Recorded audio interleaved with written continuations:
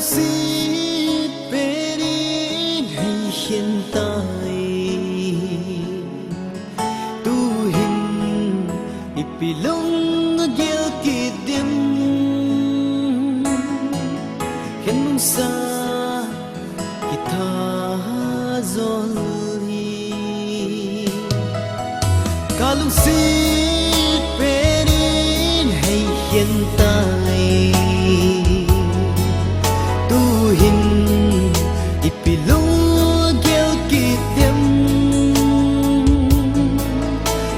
sa kita zolhi oh be dai mon idinga tua nei hiền hâm mangin ipina say fear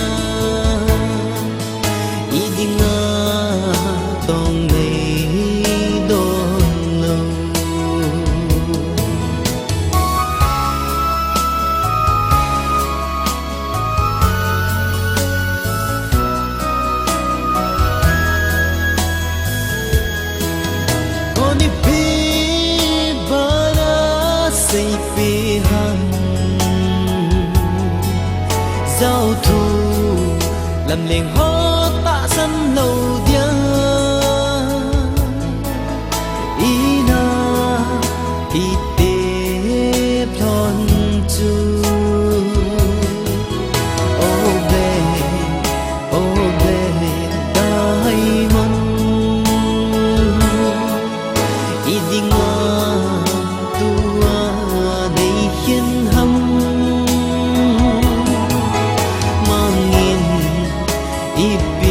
na say fear idinga tong nei don lo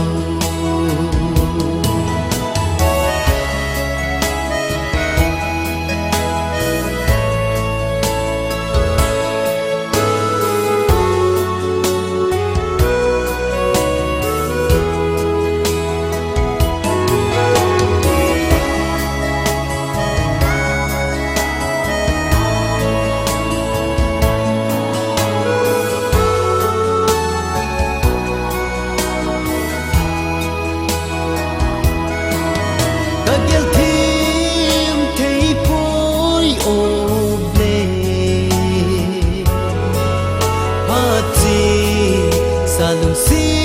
di khu